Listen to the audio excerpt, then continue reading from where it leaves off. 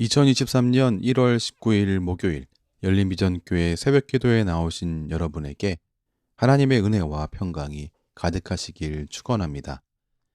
오늘 우리가 함께 나누실 말씀은 마태복음 1장 1절부터 17절입니다. 마태복음 1장 1절로 17절입니다. 제가 봉독하겠습니다. 아브라함과 다윗의 자손 예수 그리스도의 계보라. 아브라함이 이삭을 낳고 이삭은 야곱을 낳고 야곱은 유다와 그의 형제들을 낳고 유다는 다말에게서 베레스와 세라를 낳고 베레스는 헤스론을 낳고 헤스론은 람을 낳고 람은 아비나답을 낳고 아비나답은 나손을 낳고 나손은 살몬을 낳고 살몬은 라합에게서 보아스를 낳고 보아스는 루색에서 오벳을 낳고 오벳은 이새를 낳고 이새는 다윗 왕을 낳으니라.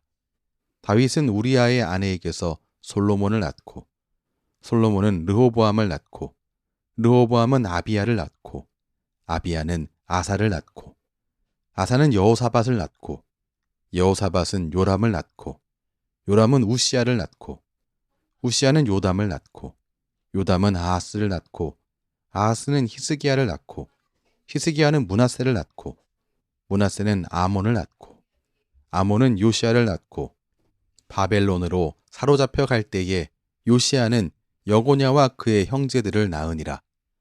바벨론으로 사로잡혀 간 후에 여고냐는 스알디엘을 낳고 스알디엘은 스룹바벨을 낳고 스룹바벨은 아비훗을 낳고 아비훗은 엘리야김을 낳고 엘리야김은 아소르를 낳고 아소르는 사독을 낳고 사독은 아킴을 낳고 아킴은 엘리훗을 낳고 엘리훗은 엘르아사를 낳고 엘르아살은 mat단을 낳고 mat단은 야곱을 낳고 야곱은 마리아의 남편 요셉을 낳았으니 마리아에게서 그리스도라 칭하는 예수가 나시니라.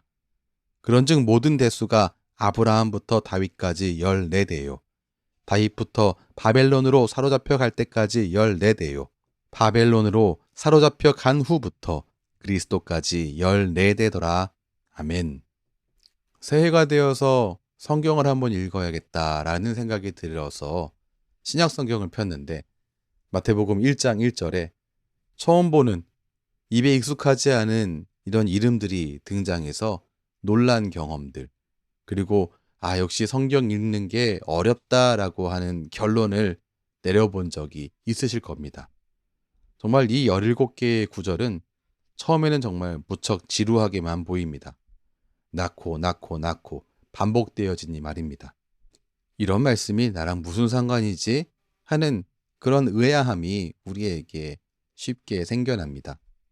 하지만 마태복음의 원래 독자였던, 처음 독자였던 1세기 유대인들은 그렇지 않았습니다. 이 마태복음 1장의 계보를 읽을 때 그들은 단순히 조상들의 이름이 나오네 이렇게, 혹은 낳고 반복되네, 우리가 갖는 이러한 이 감정으로 읽는 것이 아니라 선조들의 이야기가 들렸을 겁니다. 이분이 이때에 이러면서 이 말씀을 읽었을 겁니다. 오늘 마태는 1장 1절에서 놀라운 주장으로 이 계보를 시작합니다.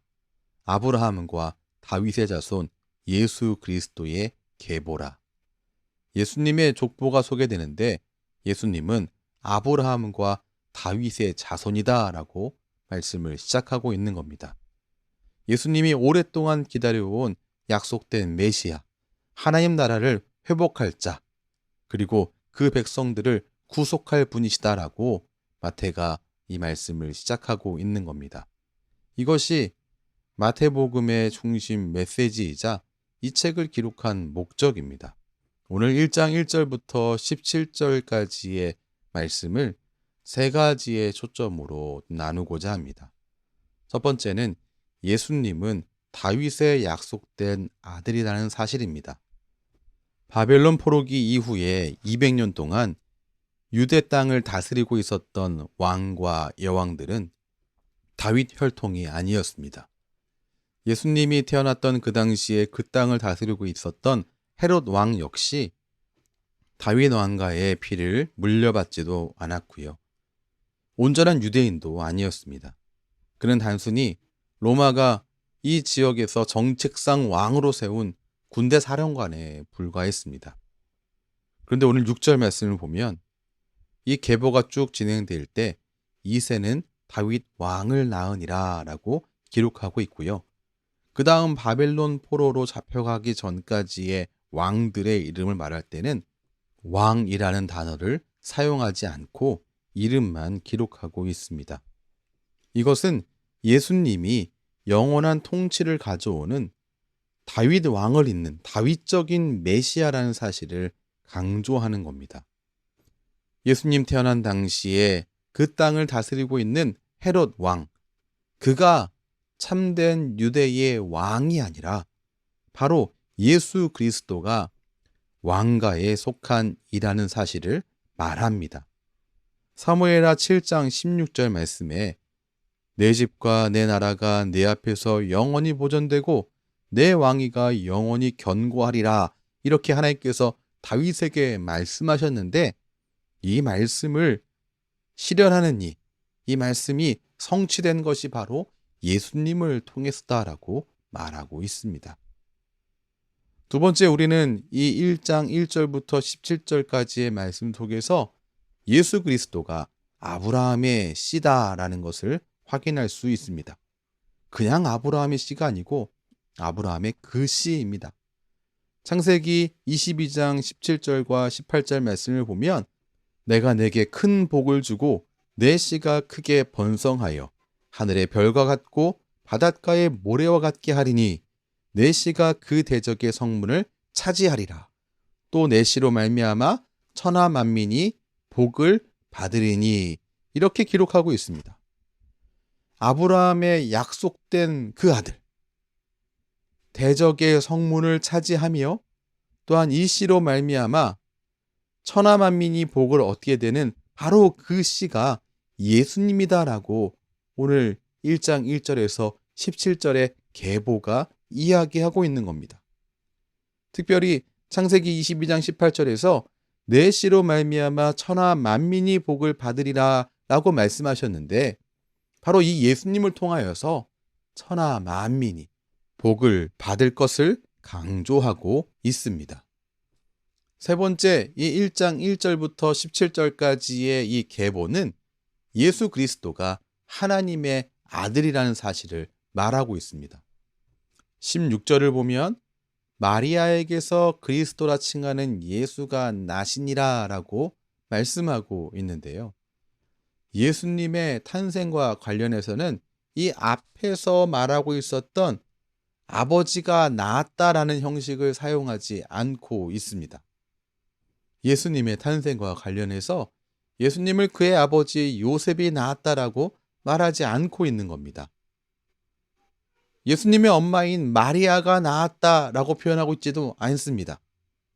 어떤 표현이냐면 마리아에게서 예수가 나셨다, 이렇게 말씀하고 있습니다.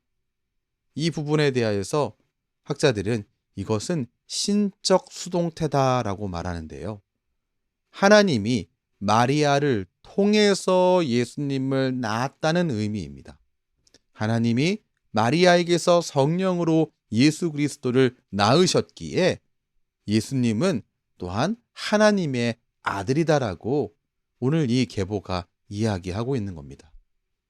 이런 일들을 통해서 마태는 예수님의 이 탄생이 하나님의 선택과 언약에 대한 명백한 실현이다, 성취이다. 그리고 예수님이 탄생하는 이 모든 과정들 속에 하나님이 역사하셨고 하나님이 주도하셨다라고 하는 사실을 강조하고 있습니다. 이 계보는 세 가지를 말하고 있습니다. 예수님은 다윗의 약속된 아들이며 예수님이 아브라함의 바로 그 씨이며 또한 예수님은 동시에 하나님의 아들이시다라고 말하고 있습니다. 예수님의 이 계보는 단순한 족보 그 이상입니다. 구약과 신약을 하나로 이어주며 예수님이 누구신가에 대해서 그 무엇보다 크게 이야기하고 있는 게 바로 이 1장 1절로 17절입니다. 하나님의 아들이신 예수님, 이 예수님은 아브라함과 다윗에게 주셨던 언약을 성취한 영원한 하나님 나라의 왕이다라고 선언하고 있습니다. 우리가 오늘 그 믿음 위에 서 있는지, 그 믿음을 바르게 바라보며 그 믿음을 붙들며 살아가고 있는지 스스로 돌아보며 오늘도 온전한 믿음 위에 세워지기를, 또한 은혜 주셔서 허락하신 이 믿음을 놓치지 않기를 간절히 소원하는 하나님의 귀한 자녀가 다 되시기를 주님의 이름으로 축원합니다. 기도하겠습니다. 하나님 감사합니다. 오늘 말씀을 통하여서 예수님이 어떤 분이신지 다시금 확인하게 하시니 감사합니다. 우리가 이렇게 말씀을 통해 배우고 확인하고 알지만 아는 대로 살기 어려운 그럴 수 있는 능력이 우리에게 없음을 다시금 부끄러이 고백합니다. 하나님, 주님을 온전히 바라보며 온전히 섬기는 그 믿음 위에 서기를 바랍니다. 배우고 확신한 일에 거하는 하나님의 귀한 자녀 될 수 있도록 은혜 베풀어 주시옵소서. 예수님 이름으로 기도합니다. 아멘. 우리 주 예수 그리스도의 크신 은혜와 하나님 아버지의 무한하신 사랑과 성령 하나님의 교통하심이 주님의 귀한 모든 자녀의 삶 가운데에 때마다 일마다 충만하게 넘치시기를 축원하옵나이다. 아멘.